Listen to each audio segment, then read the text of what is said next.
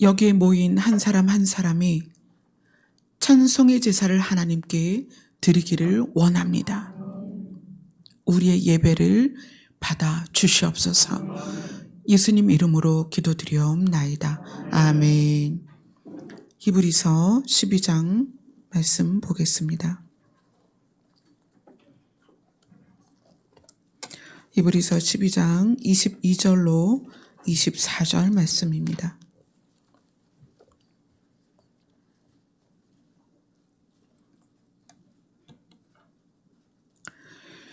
같이 읽겠습니다. 시작.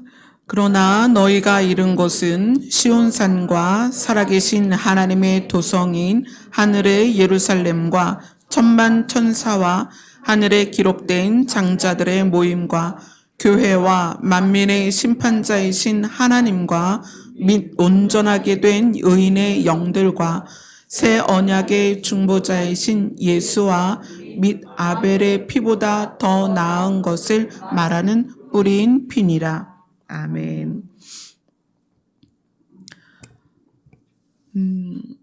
예전에 구약의 시대에는 하나님께 제사를 드릴 때 예물을 가지고 와서 하나님 앞에 드렸습니다. 그리고 예수님 때에도 물론 그렇게 진행이 됐지만 예수님이 사람들을 대할 때 예수님 자신이 제사를 받아야 되는 분이잖아요. 예수님 자신이 하나님이었으니까. 그런데 그 예수님이 회당에서 이스라엘 백성들과 대할 때에는 늘 말씀을 펴서 읽어주셨습니다.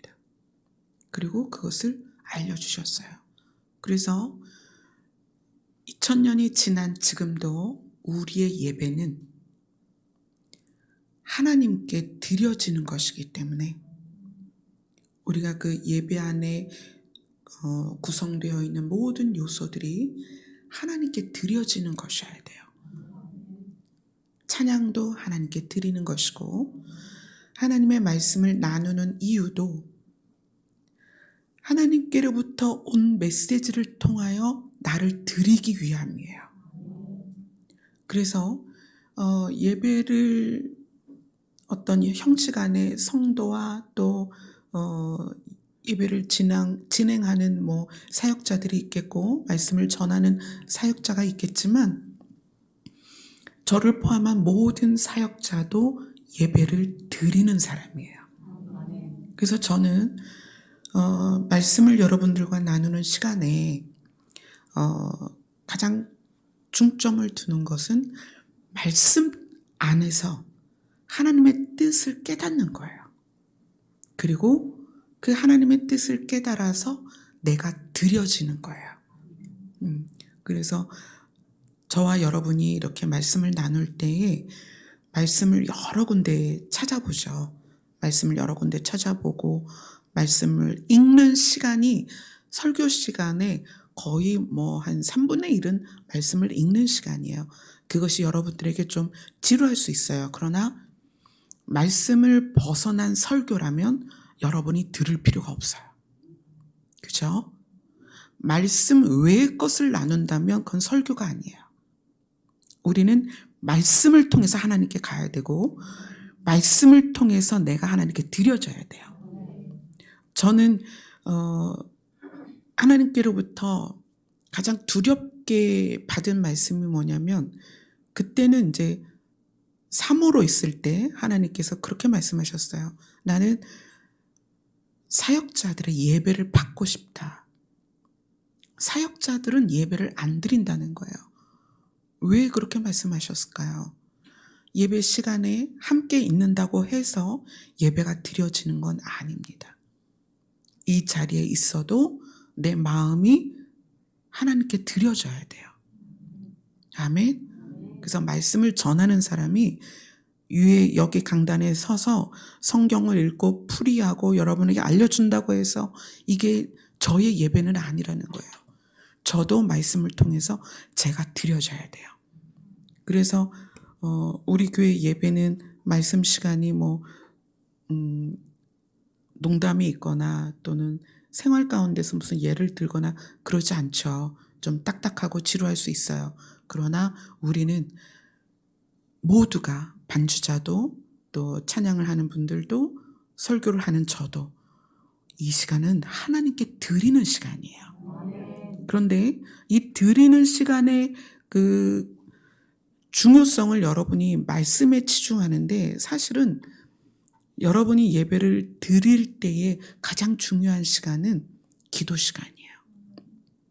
말씀은 여러분이 오늘 말씀을 못 들어도 상관없어요. 이해가 안 돼도 상관이 없고 졸아도 괜찮아요. 저는 여러분들이 말씀 후에 하나님과 1대1로 앉는 그 시간이 가장 중요하다고 생각해요. 그래서 여러분들이 은혜를 받으려고 오지 마시고 나를 드리려고 오셔야 돼요. 그래서 예배 시간은 어떤 시간이다?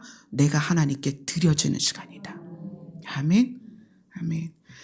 자, 오늘은 장자들의 모임에 대해서 우리가 알아보고 있는데, 여기에서 24절에 보면 새 언약의 중보자이신 예수와 및 아벨의 피보다 더 나은 것을 말하는 뿌린 피니라.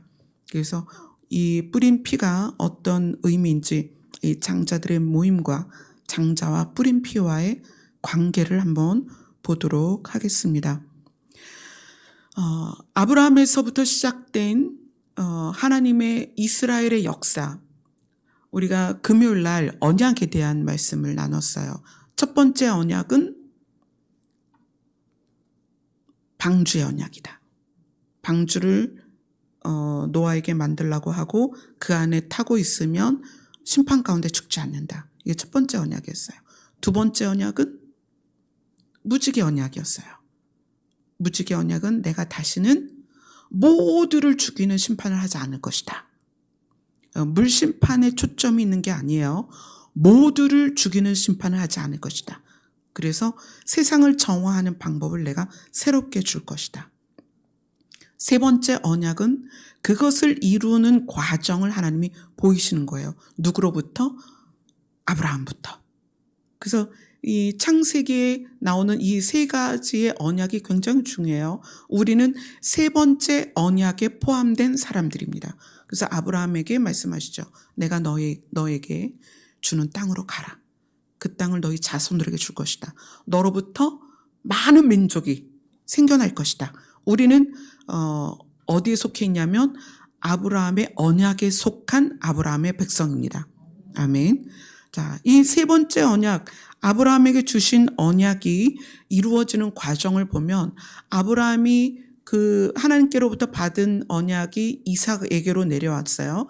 이삭에게는 동시에 두 아들이 태어나는데 에서와 야곱이었습니다. 에서의 특징은 하나님을 생각하지 않는 사람이었고 부모를 근심하게 사는 사람이었어요. 그러니까 인간이 태어나게 된 창조하에 주신 신을 생각하지 않았고 자기를 이 땅에 태어나게 한 부모를 근심시키는 사람이 에서였다. 그래서 아브라함으로부터 하나님의 시작된 언약이 이삭으로, 그 다음에 이삭에게서 야곱으로 흘러갔다. 그리고 야곱에게서 쭉 이제 흘러가서 결국 누구까지 가요? 예수 그리스도까지 가죠. 쭉 가는 것이. 네. 자, 그러면 이 장자들의 모임과 핏뿌림이 무슨 관계가 있는지 한번 보도록 하겠습니다. 출애굽기로 갑니다. 출애굽기 13장 1절로 2절입니다.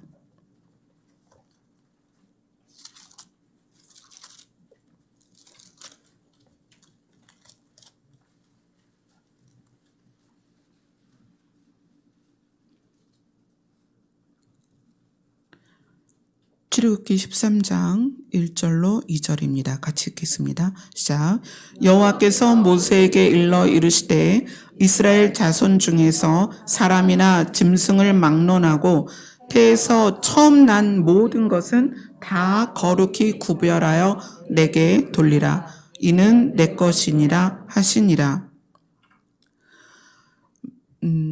이제 장자의 조건을 세 가지를 볼 건데, 첫째는 장자의 조건은 여기에서는 지금 태어난 모든 것에 대해서 얘기를 해요. 이스라엘 자손 중에 사람이나 짐승을 막론하고 태에서 처음 난 모든 것은 다 거룩히 구별하여 내게 돌리라. 그리고 뭐라고 말씀하세요? 이는 내 것이다. 장자는 내 것이다. 이렇게 말씀하세요. 그리고 11절에서 16절로 갑니다. 출애굽기 13장 11절에서 16절까지 읽습니다. 시작.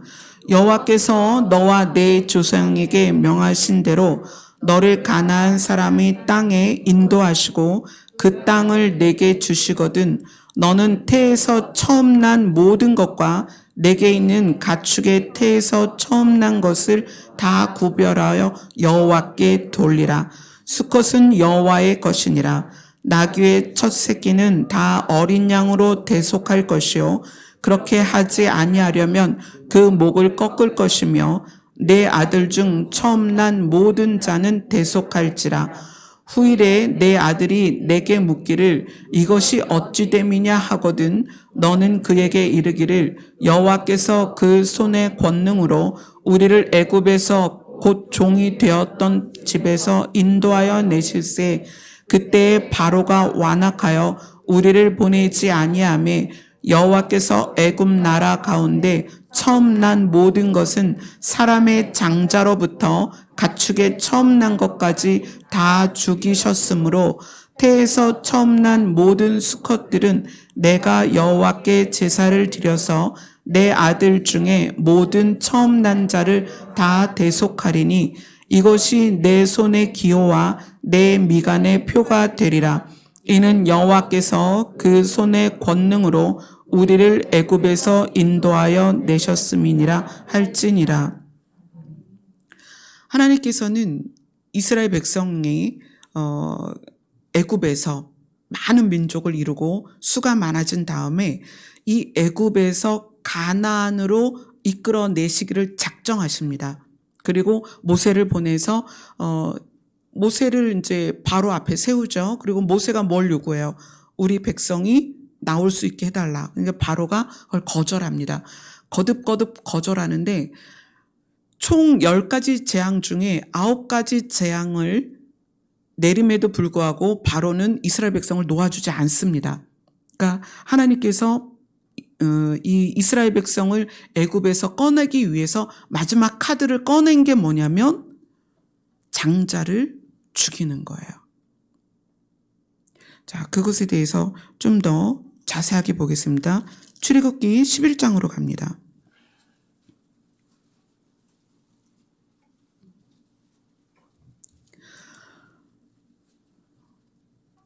출애굽기 11장 4절부터 7절입니다. 같이 읽습니다. 시작.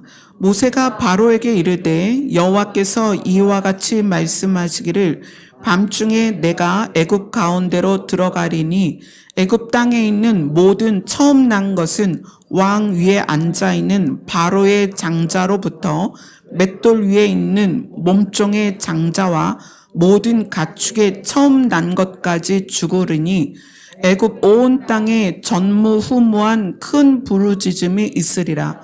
그러나 이스라엘 자손에게는 사람에게나 짐승에게나 개 한 마리도 그 혀를 움직이지 아니하리니 여호와께서 애굽 사람과 이스라엘 사이를 구별하는 줄을 너희가 알리라 하셨나니.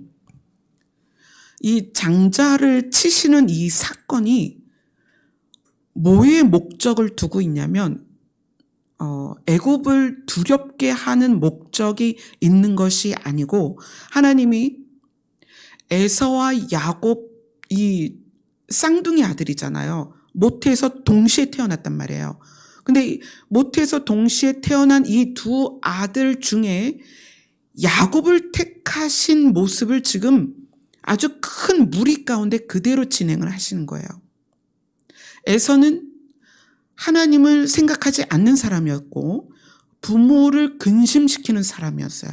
근데 야곱은 하나님의 언약을 기억하는 사람이었고 그래서 부모와 함께 그 하나님의 언약을 어떻게 이루어낼 것이냐를 고민하던 사람이었습니다. 그래서 하나님은 하나님의 이스라엘의 역사를 에서가 아니라 야곱을 통해서 흘러가게 하셨어요. 근데 여기에서 하나님이 모세를 통하여 애굽 땅에 있는 모든 장자를 죽일 것이다. 그런데 그 이유, 거기에 핵심이 뭐냐면 11장 7절에 이렇게 얘기하세요. 여호와께서 애굽 사람과 이스라엘 사이를 구별하는 줄을 너희가 알리라. 아멘. 자, 뭘 구별하겠다는 거예요? 단지 그냥 애굽 사람 이스라엘을 구별한다는 게 아니에요.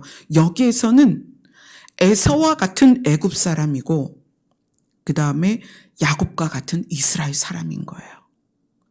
하나님께서 두 민족 애굽과 이스라엘을 두고 그들을 구별하겠다. 애굽은 하나님을 두려워하지 않았습니다. 그래서 이스라엘 사람들을 종으로 삼고 있는 거예요. 모세를 통하여 거듭 9가지 재앙을 보여줬음에도 불구하고 그 9가지 재앙을 보여줬다는 게 뭐죠? 하나님이 살아계신 걸 보여줬다는 거예요. 그럼에도 불구하고 애굽은 하나님을 두려워하지 않았습니다. 하나님을 인정하지 않았어요. 하나님 편에 서기를 거절했습니다. 그래서 하나님은 그 애굽과 이스라엘 사이를 구별하셨습니다. 하나님께 속한 자가 누구냐? 그걸 구별하신 거예요. 그래서 장자가 된다는 것은 하나님께 속했느냐 속하지 않았느냐가 첫 번째 조건이에요. 하나님께 속하였느냐 속하지 않았느냐. 에서와 야곱처럼 애굽과 이스라엘을 하나님이 구별하셔서 그 사이를 구별하셔서 하나님께 속한 이스라엘에게 생명을 주셨다는 거예요. 그런데 그 생명을 주시는 방법을 어떻게 하셨냐면 출애굽기 12장으로 갑니다. 출애굽기 12장 3절입니다. 같이 읽습니다. 시작. 너희는 이스라엘 온 회중에게 말하여 이르라. 이달 열흘에 너희 각자가 어린 양을 취할지니 각 가족대로 그 식구를 위하여 어린 양을 취하되. 그 다음에 6절 7절을 읽겠습니다. 시작. 이달 열 나흔 날까지 간직하였다가 해질 때에 이스라엘 회중이 그 양을 잡고 그 피를 양을 먹을 집 좌우 문설주와 인방에 바르고. 그 다음에 출애굽기 12장 12절부터 13절입니다. 시작. 내가 그 밤에 애굽 땅에 두루 다니며 사람이나 짐승을 막론하고 애굽 땅에 있는 모든 처음 난 것을 다 치고 애굽의 모든 신을 내가 심판하리라. 나는 여호와라. 내가 애굽 땅을 칠 때에 그 피가 너희가 사는 집에 있어서 너희를 위하여 표적이 될지라. 내가 피를 볼 때에 너희를 넘어가리니 재앙이 너희에게 내려 멸하지 아니하리라. 하나님께서 애굽과 이스라엘을 구별합니다. 그래서 이스라엘 안에 선 자들에게 무엇을 명령하시냐면 너희는 너희가 하나님으로부터 생명을 얻기 위하여 값을 치러라. 이렇게 표현하세요. 어떻게?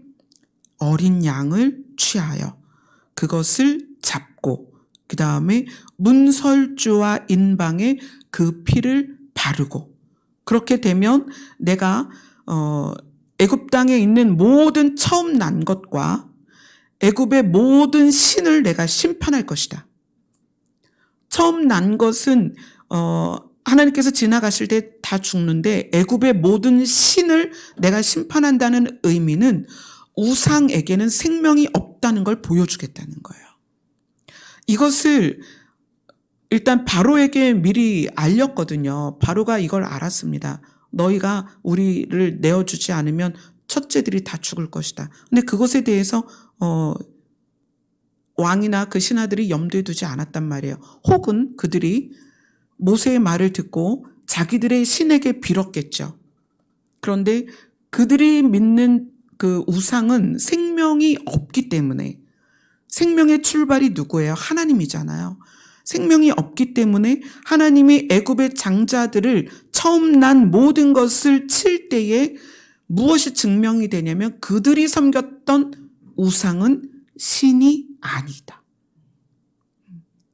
그들이 섬겼던 우상은 생명을 관여할 수 없다. 이게 드러난 거예요. 그래서 하나님께서 애굽 땅의 모든 처음 난 것을 치고 애굽의 모든 신을 내가 심판하리라. 그리고 하나님께서 너희를 위하여 표적이 될 것인데 내가 피를 볼 때에 너희를 넘어갈 것이다. 너희가 너희의 생명의 값을 치렀기 때문에 내가 너희를 살려줄 것이다. 이렇게 표현을 해요. 그래서 장자는 첫째는 하나님께 속한 자여야 하고 하나님을 신으로 인정하는 자여야 하고 그 다음에 장자의 조건은 두 번째는 피의 값을 치러야 돼요. 그래서 이스라엘에 있는 장자들이 어떻게 됐을까요? 출애굽기 12장 21절로 23절 보겠습니다. 같이 읽겠습니다. 시작. 모세가 이스라엘 모든 장로를 불러서 그들에게 이르되 너희는 나가서 너희의 가족대로 어린 양을 택하여 유월절 양으로 삼고 무술초 묶음을 가져다가 그릇에 담은 피에 적셔서 그 피를 문 인방과 좌우 설주에 뿌리고 아침까지 한 사람도 자기 집 문 밖에 나가지 말라. 여호와께서 애굽 사람들에게 재앙을 내리려고 지나가실 때에 문 인방과 좌우 문설주의 피를 보시면 여호와께서 그 문을 넘으시고 멸하는 자에게 너희 집에 들어가서 너희를 치지 못하게 하실 것임이라. 여기에서 이렇게 표현해요. 21절에 보면 너희는 나가서 너희의 가족대로 어린 양을 택하여 유월절 양으로 잡고. 우리가 장자가 되기 위해서 피의 대가를 치러야 되는데 여기에서 뭐라고 얘기하냐면 가족대로 어린 양을 택하라 이렇게 얘기했어요. 그건 무슨 얘기냐면 나의 값은 내가 치러야 됩니다. 각자의 값이 있어요. 죄값. 그런데 여기 성경에서 너희의 가족대로 어린 양을 택해라. 누구도 구원에 대하여는 무임승차할 수 없다. 값을 치러야 된다. 자, 이스라엘 사람들이 모세의 말을 듣고 또 이것을 행합니다. 어떻게 하겠어요? 양을 잡아서 각자 문설주에 바릅니다. 자, 29절 출애굽기 12장 29절 30절 같이 읽습니다. 시작.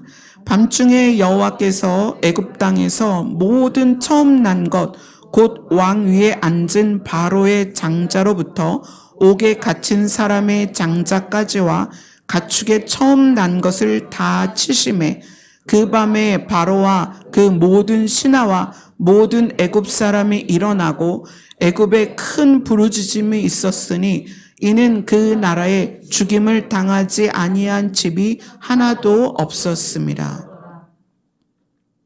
모든 집에는 첫째가 있었겠죠. 그래서 모든 집에 죽임을 당하지 아니한 집이 하나도 없었다는 거예요. 근데 이 과정에서 중요한 것은 출애굽기 12장 2절을 보세요. 이게 굉장히 중요한 말씀이에요. 출애굽기 12장 2절 1절 2절 같이 읽겠습니다. 시작. 여호와께서 애굽 땅에서 모세와 아론에게 일러 말씀하시되 이 달을 너희에게 달의 시작 곧 해의 첫 달이 되게 하고. 이게 지금 하나님께서 사람들에게 이스라엘 사람들에게 가족 수대로 양을 잡아서 자기 생명의 값을 치르게 하는 대속하게 하는 속전을 치르게 하는, 속전이라는 거는 내 생명의 값이에요. 그 속전을 치르게 하는 그 유월절이 있었던 달을 해의 첫 달이 되게 해라, 이렇게 얘기해요. 이게 사실은 이때에는 7월이었어요. 요 달이. 그러니까 이스라엘 사람들이 자기 가족대로 양을 잡아서 그 피로 문설주와 인방에 바르는 그 유월절이 있었던 달이 그때 당시엔 7월이었습니다. 근데 하나님이 뭐라고 말씀하셨냐면 이 달이 1월이다. 그래서 이 달을 아비벌이다 이렇게 얘기해요. 1월이 되게 해라. 그 얘기는 뭐냐면 우리의 인생은 죄의 값을 치렀을 때 시작되는 거예요. 왜 그러냐면 왜 이것을 1월이다, 아비월이다 이렇게 표현하냐면 우리는 살았다 하는 이름은 가졌으나 죽은 자입니다. 피의 값을 대속하지 않으면, 우리의 생명값을 대속하지 않으면, 우리의 생명에 대한 속전을 드리지 않으면 우리는 죄로 말미암아 죽을 수밖에 없는 사람이었어요. 그런데 그 생명의 값을 치렀기 때문에 지금부터 새 생명을 얻었다. 아멘. 그래서 이 유월절이 있는 모든 장자가 죽는 때에 이스라엘만 사망이 없었던 이 때를 하나님께서 시작이다. 너희의 시작이다. 이스라엘의 생명의 시작이다. 하나님의 생명이 너희에게 적용된 시작이다. 그래서 이때를 1월이다. 아비벌이다. 이렇게 표현을 하는 거예요. 마찬가지로 우리도 마찬가지입니다.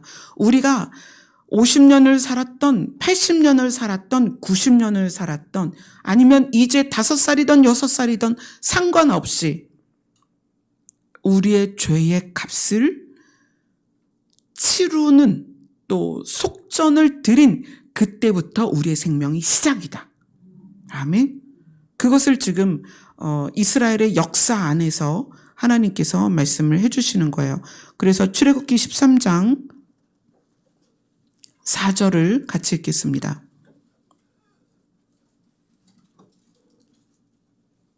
시작. 아비벌 이 날에 너희가 나왔으니. 원래는 이때가 7월이었습니다. 그런데 하나님께서 이들이 각 가족 수대로 어린 양을 택해서 유월절 양으로 잡아서 그 피를 문설주에 바르고 그리고 사망이 지나갈 때에 애굽의 모든 집에 사망이 지나갔지만 이스라엘만 사망이 피해갔어요. 그래서 이때에 너희가 나왔다. 그래서 이 달을 1월로 시작을 했다는 거예요. 이게 굉장히 중요한 거죠. 그래서 우리 자신이 우리가 태어난 것으로 해서 연수가 있지만 사실은 우리가 태어나서 우리의 생년으로 따진 연수는 사실이 아닙니다. 우리가 우리의 생명값을 피로 치루었을 때부터가 한 살인 거예요. 그게 우리의 시작입니다. 고린도전서로 갑니다. 고린도전서 5장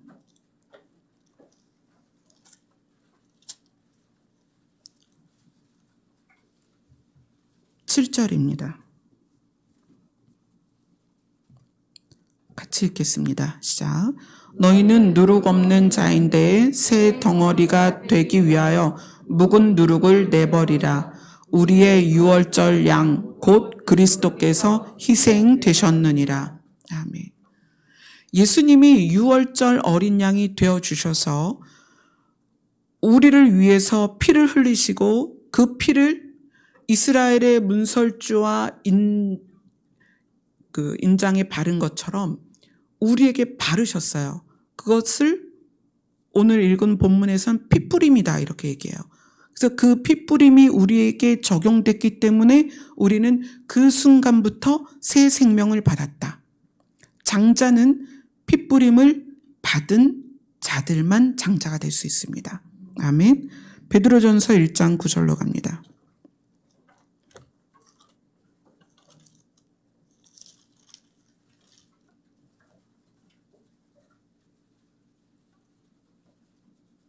아, 1장 19절입니다.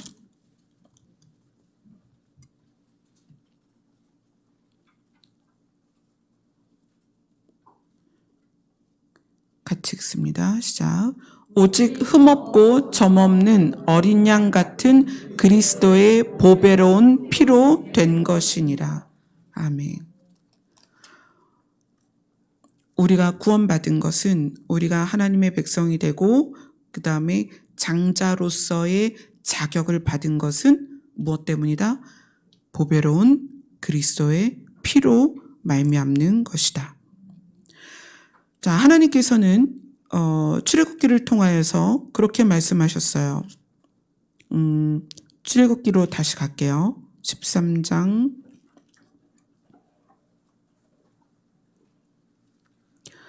14절부터 보면은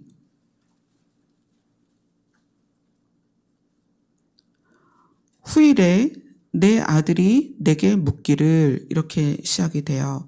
13장 14절에 보면, 자, 첫째가 태어나거나 또는 짐승에게 첫 새끼가 나왔을 때 그것에 대한 속전을 드리는 걸 보고 아들들이 묻기를, 아니 왜 굳이 그렇게 하냐 했을 때 너는 이것을 가르쳐라. 뭐에 대해서 가르쳐라? 그것이 14절 15절에 나와 있죠. 16절까지 같이 읽겠습니다. 시작. 후일에 내 아들이 내게 묻기를 이것이 어찌 됨이냐 하거든 너는 그에게 이르기를 여호와께서 그 손의 권능으로 우리를 애굽에서 곧 종이 되었던 때에 인도하여 내실 그때에 바로가 완악하여 우리를 보내지 아니하매 여호와께서 애굽 나라 가운데 처음 난 모든 것은 사람의 장자로부터 가축의 처음 난 것까지 다 죽이셨으므로 태에서 처음 난 모든 수컷들은 내가 여호와께 제사를 드려서 내 아들 중에 모든 처음 난 자를 다 대속하리니 이것이 내 손의 기호와 내 미간의 표가 되리라. 이는 여호와께서 그 손의 권능으로 우리를 애굽에서 인도하여 내셨음이니라 할지니라. 첫째를, 그 첫 새끼를 위해서 그 값을 지불하는 제사를 드리는 모습을 보고 자녀들이 왜 그걸 그렇게 해야 되느냐라고 물었을 때 하나님은 이스라엘 백성이 무엇을 기억하길 원하셨냐면 애굽 땅에서 그 종 되었던 이스라엘을 가나안까지 살려서 인도하였다라는 그것을 기억나게 하고 싶으셨던 거예요. 그래서 이것을 너희는 반드시 이렇게 해라.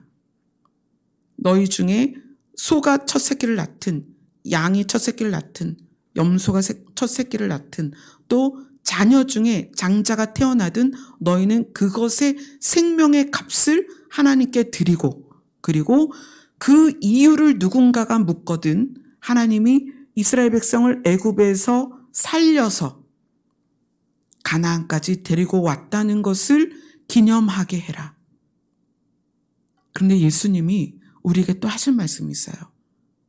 너희는 이것을 기념해라. 너희는 나를 기념해라. 뭘 기념하라고 그랬어요? 예수님이 제자들을 모아놓고 포도주를 나누어주고 이것이 나의 피다. 그리고 떡을 나누어주며 이것이 나의 살이다. 너희는 이것을 기념해라. 나를 기념해라. 그게 무슨 말이죠? 예수님이 자기의 살과 피로써 우리의 생명을 살려주셨다는 것을, 우리의 죄 값을 치르셨다는 것을 기념하라는 거예요. 예수님이 누구기 때문에? 유월절 어린 양이기 때문에. 자, 우리는 장자에 대한 것을 지금 3주째 보고 있는데 이것이 너무나 중요하기 때문에 지금 우리가 이것을 보고 있습니다. 자, 장자의 조건은 첫 번째는 에서와 야곱 중에 하나님의 언약이 야곱에게 흐른 것처럼 우리는 하나님께 속해 있어야 된다. 그리고 이스라엘과 애굽을 구분하실 때 무엇으로 구분하셨다?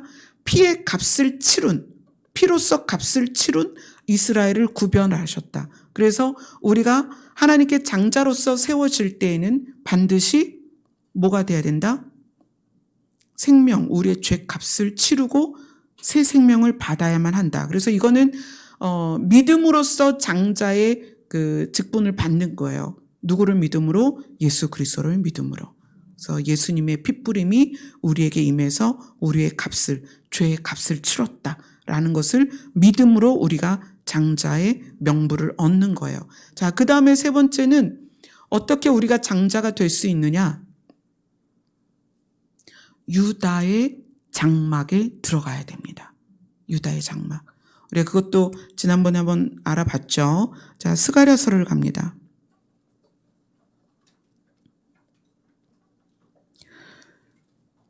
스가랴서 12장 7절입니다.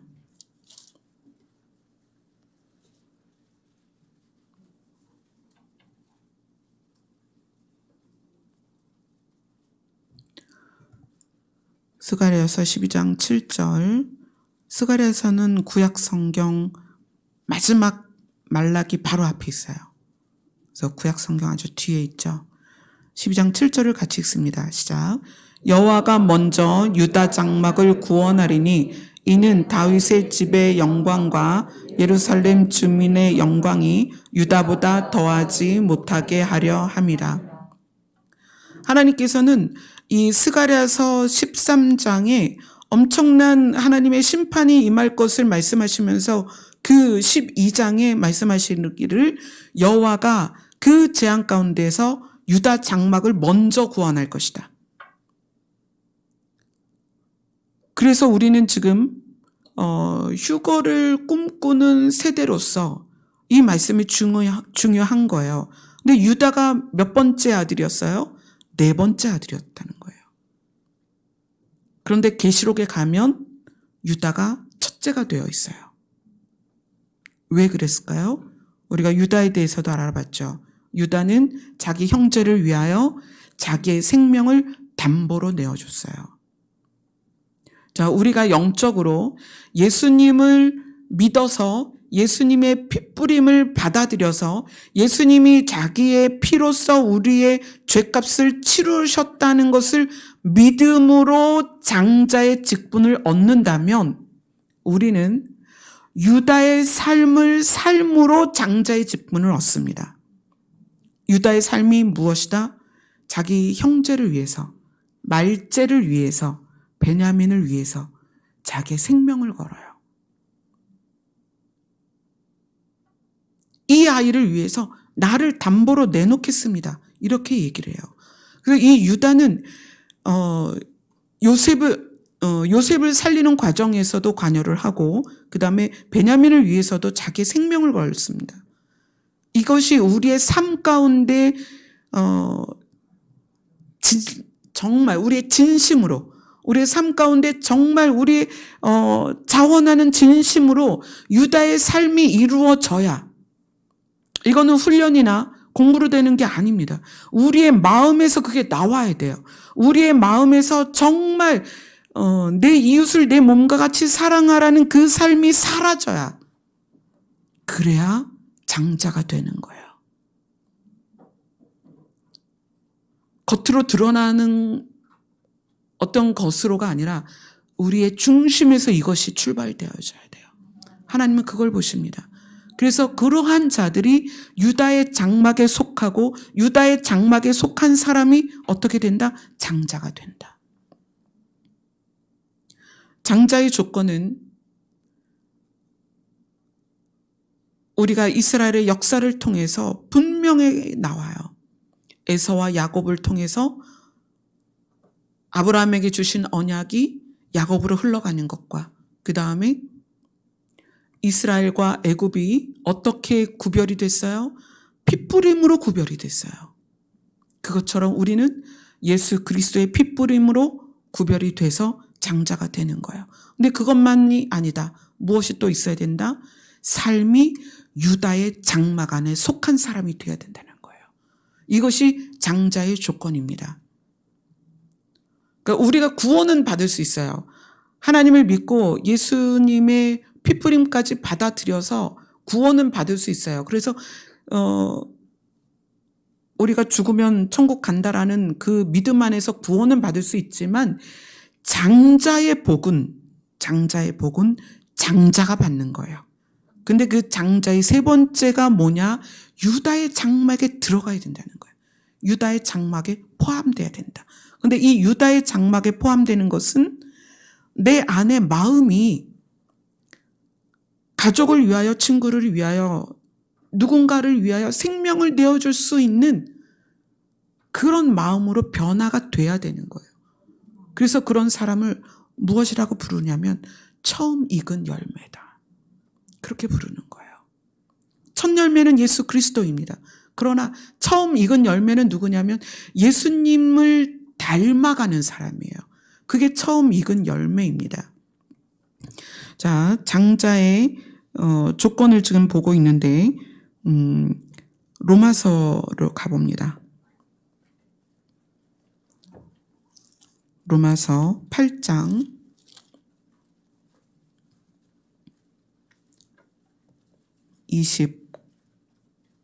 29절입니다. 로마서 8장 29절 같이 읽습니다. 시작. 하나님이 미리 아신 자들을 또한 그 아들의 형상을 본받게 하기 위하여 미리 정하셨으니 이는 그로 많은 형제 중에서 맏아들이 되게 하려 하심이니라.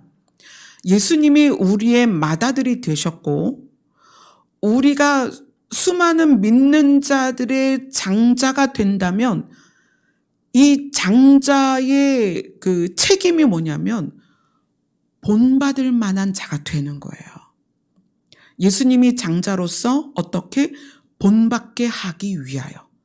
그러니까 예수님이 본이 되셨다는 거죠. 그러면 수많은 믿는 자 중에서 우리는 누구냐? 우리는 장자가 된 우리는 누구냐? 수많은 믿는 자들의 본이 되는 자들이라는 거예요. 이게 장자의 책임입니다.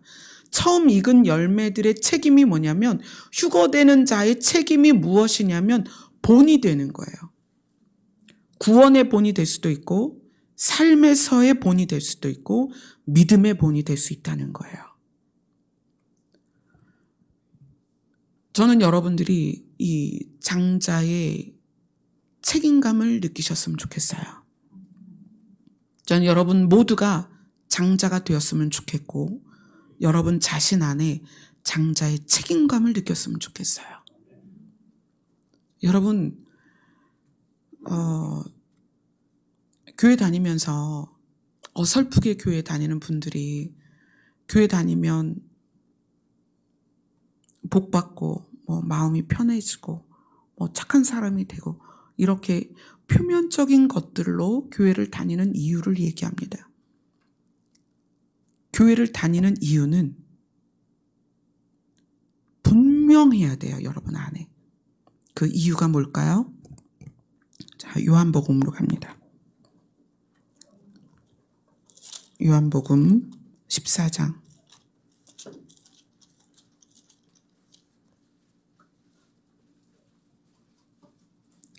요한복음 14장 1절로 3절입니다.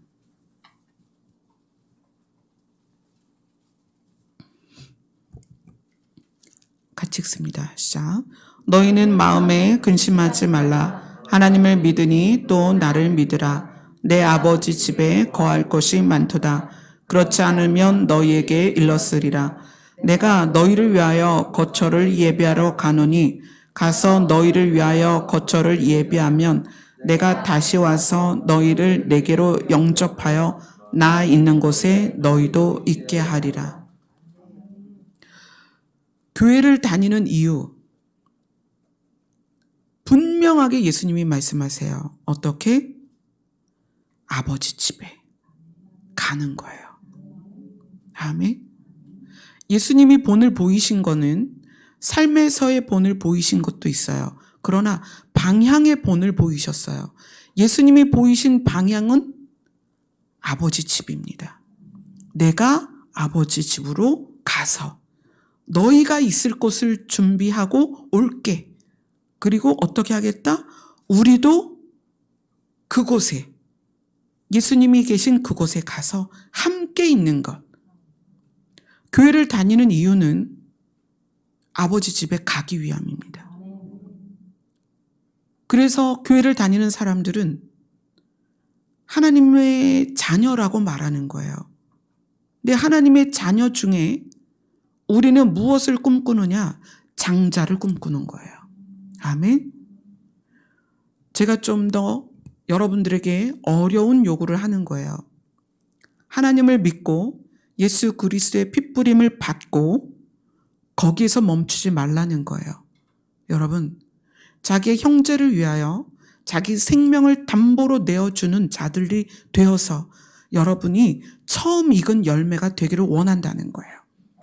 처음 익은 열매가 되어서 예수 그리스도가 가셨던 그 아버지 집으로 가는데 그들이 먼저 간다는 거예요. 먼저. 저는 여러분들이 기왕 하나님을 알게 됐다면, 하나님을 믿게 됐다면, 예수 그리스도의 핏부림 안에 들어있게 됐다면 이제 우리는 더 좋은 것을 소망하자는 거예요. 여러분, 자기 자신이 장자가 되는 것에 대한 소망을 가져보세요. 그냥 막연히 때 되면 죽어서 천국 가겠지. 그게 아니라 여러분들이 스가랴서에 있는 것처럼 유다의 장막에 속해서 처음 익은 열매가 돼서 예수 그리스도 앞에 서기를 소망하라는 거예요. 아멘. 기왕 우리가 하나님을 알게 됐고 그 신을 믿게 됐고 예수 그리스도의 핏부림 안에 죄사함을 얻었다면 이제는 한 걸음 더 나아가서 우리가 장자가 되어보자는 거예요. 그 욕심을 냈던 게 누굽니까? 야곱이에요. 야곱이 그 욕심을 냈어요. 내가 장자가 되어보자. 여러분도 욕심을 내어보세요. 그래서 뭐라 그러죠? 천국은 침노하는 자의 것이다. 아멘. 여러분이 좀 선한 욕심을 내어보세요. 어슬렁어슬렁 그냥 예배 시간에 남편 때문에, 아내 때문에, 엄마 때문에, 아빠 때문에 오는 것이 아니라 여러분 영적인 욕심을 내어보세요. 여러분이 기왕 하나님을 아버지라 부르는 자녀가 되었다면 이제 장자를 꿈꾸라는 얘기예요. 아멘. 하나님께서는 그 장자에게 유다의 장막에 속해서 스가랴에서 말하는 그 엄청난 재앙 중에서 먼저 그들을 구원할 것이다. 아멘. 그것을 우리가 꿈꾸자는 거예요. 아멘. 그런데 그 장자는 반드시 예수님의 핏부림과 그 다음에 삶에서의 본을 보일 수 있는 사람이어야 한다. 쉽지는 않아요. 그러나 저는 여러분들이 이 거룩한 소망을 가졌으면 좋겠어요. 기왕 우리가 하나님을 믿게 됐고 예수 그리스도의 핏부림을 받았다면 저는 여러분들이 처음 익은 열매가 되었으면 좋겠어요. 아멘. 그래서 하나님께서 처음 익은 열매를 기쁨으로 거두실 때 그 거두는 그 소쿠리 안에 가장 예쁘게 익은 처음 열매가 여러분이었으면 좋겠어요. 아멘. 그래서 우리가 지금 이 장자들에 대한 이야기를 나누고 있는 거예요. 이것이 몇 사람의 소망이 아니라 우리 교회 전체가 장자의 소망을 갖는 그런 교회가 되었으면 좋겠습니다. 아멘. 기도하겠습니다.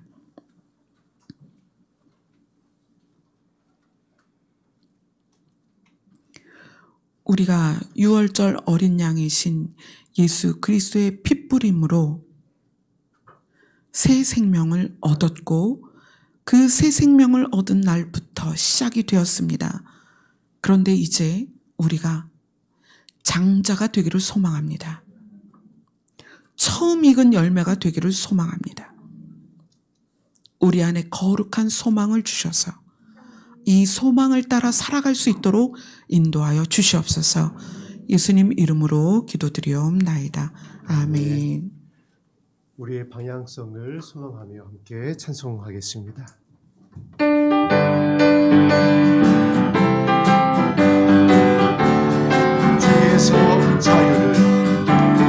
죄에서 자유를 얻게 하는 보혈의 능력 주의 보혈 시험을 이기는 승리되니 참 놀라 죄에서 자유를 얻게 하는 보혈의 능력 주의 보혈 시험을 이기는 승리되니 참 놀라운 능력이로다 주의 보혈 능력이로다 주의 피 믿으오 주의 보혈 피와 인양이 매우 귀중한 피로다 육체의 정욕을 이기는 보혈의 능력 주의 보혈 정결한 마음을 얻게 하는 참 놀라운 능력이로다 주의 보혈 능력이로다 주의 피 믿으오 주의 보혈 피로 인양이 매우 귀중한 피로다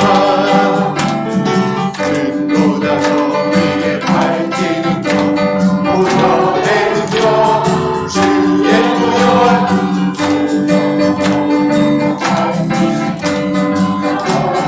주의 보혈을 찬송합니다.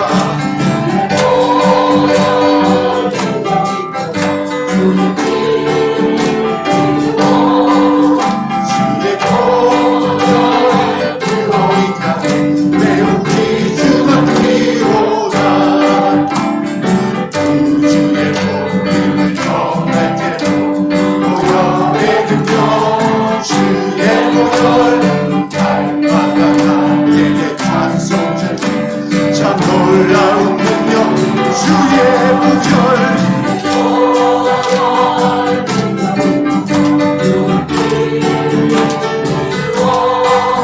주의 보혈 그로 인양 매우 귀중한 주의 복음을 전할 때도 보혈의 능력 주의 보혈 날마다 나에게 찬송 주니 참 놀라운 능력이구나 아멘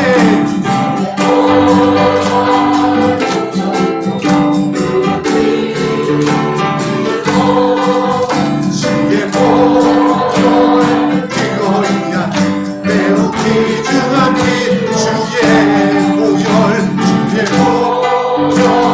능력이도다 주의 피 믿으오 주의 보혈 그로 인양 매우 귀중한 피 오 예수 어린 양 예수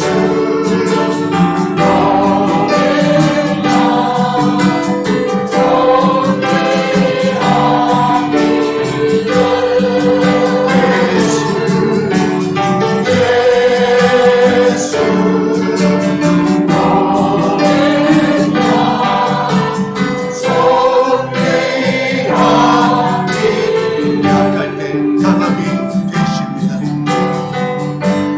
약할 때 강함 되시네 나의 보배가 되신 주 나의 모든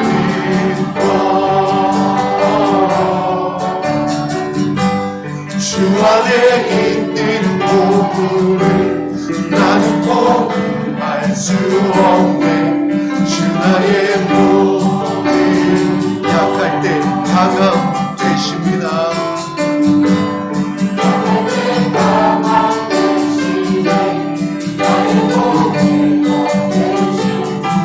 주 나의 모든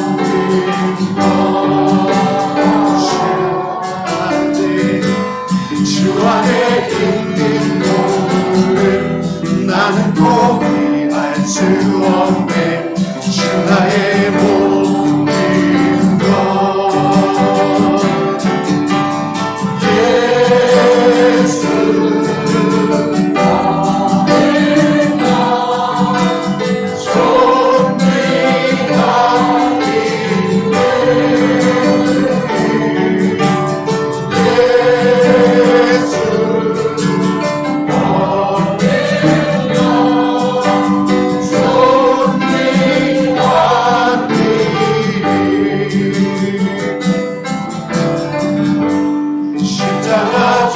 살아셨네. 주님의 이름 찬양해. 주 나의 모든 것. 쓰러진 나를 세우고 나의 빈잔 채우네. 주 나의 모든. 주님께서 십자가 제사하셨습니다. 주님의 이름을 찬양합니다. 주 나의 모든 것. 쓰러진 나를 세우고 나의 빈잔을 채우네. 주 나의 모든 예수 어린 양.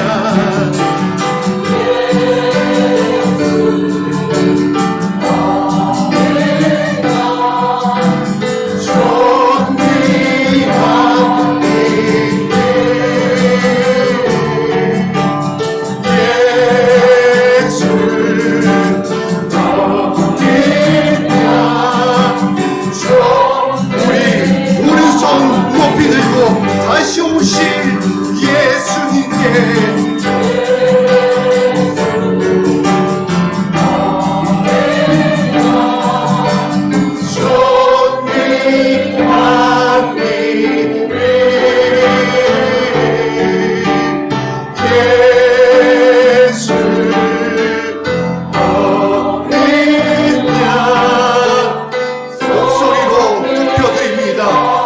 예수 어린 양. 예수 어린 양 정리하리라.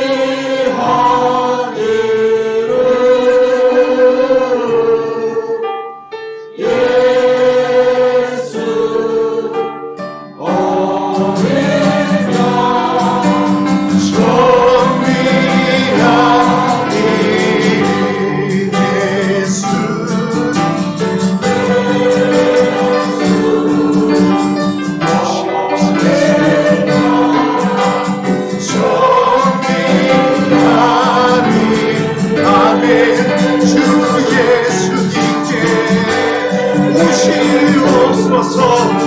왕이신 하나님, 저 다시 한번 우리 전심으로 선포합니다. 예수 어린 양